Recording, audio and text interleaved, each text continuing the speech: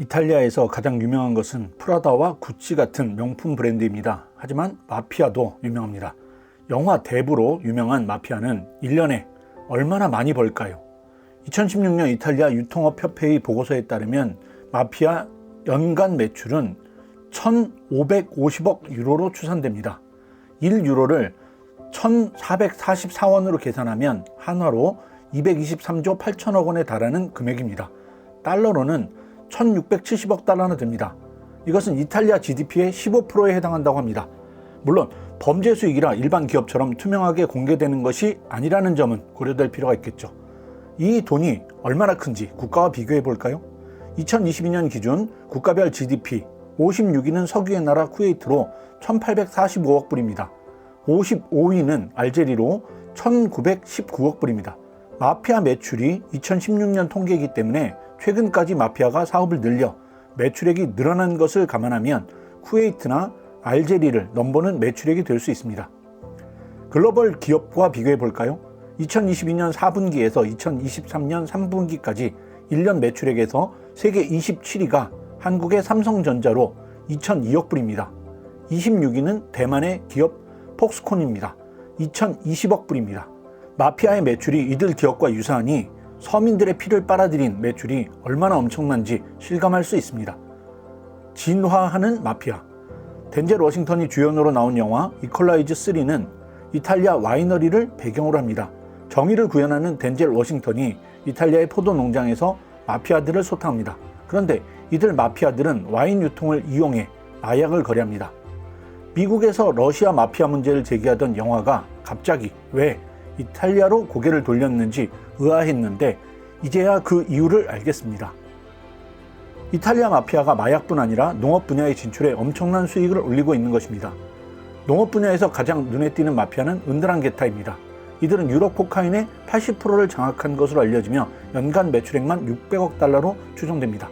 국가와 비교하면 세르비아가 83위로 635억 달러이고 84위인 슬로베니아가 621억 불입니다. 이들과 유사한 것이죠. 2018년 파이낸셜 타임즈는 이탈리아 마피아가 농업에 개입한 것을 대대적으로 보도했습니다. 이 보도에는 아그로 마피아라는 단어가 나옵니다.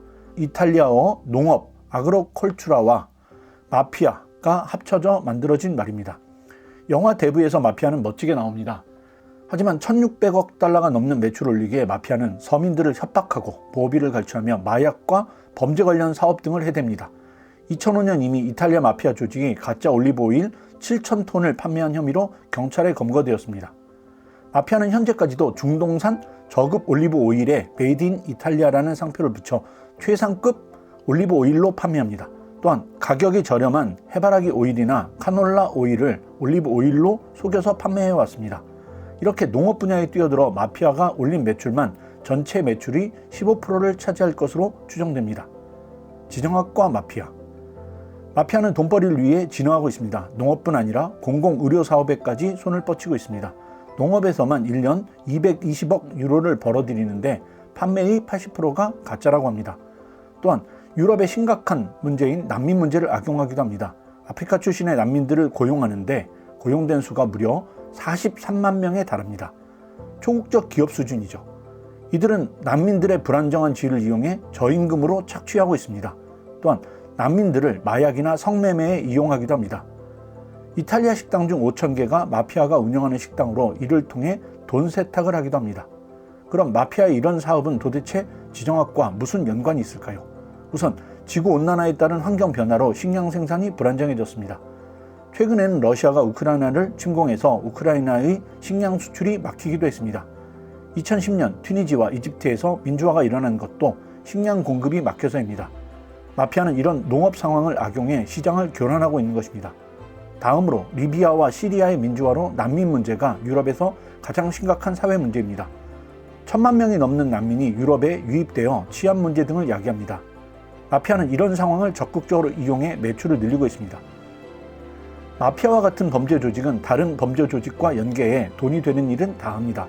일본 야쿠자나 홍콩의 사마페와 그리고 한국 조폭과도 연결되어 있습니다.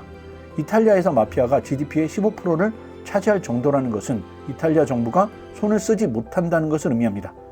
이들은 국제정치에서 문제아 국가들을 도와 국제관계를 불안하게 만듭니다. 실제로 홍콩 삼합회 중 한 조직은 북한에 1년에 50만 배럴에 달하는 석유를 밀수출하기도 합니다. 북한이 미사일 발사를 하고 핵 능력을 높이는 것은 이런 범죄 조직들이 돈이 된다는 이유로 북한에 석유를 판매하기 때문입니다. 마피아 문제와 한국. 기후변화로 인해 농업은 앞으로 더 불안정해질 것입니다. 식량을 수입하는 한국 입장에서는 마피아 같은 범죄 조직이 식량 시장을 교란하는 것이 악재입니다. 식량 시장의 특성상 가격 변동이 심하기 때문입니다. 또한 중동 질서가 복잡하기 때문에 난민 문제는 여전히 중요한 문제입니다. 범죄 조직들의 난민을 악용하는 건 역시 다양한 형태의 범죄로 우리 한국에도 영향을 미칠 수 있을 것입니다.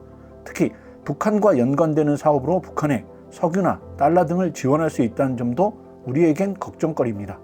그런 점에서 이탈리아 마피아 문제가 그저 먼 나라만의 문제는 아닙니다. 영상 끝까지 시청해 주셔서 감사합니다. 구독과 좋아요를 눌러주시면 미국과 한국 지정학의 이해를 높이는 수준 높은 컨텐츠를 제작하는 데 큰 힘이 됩니다.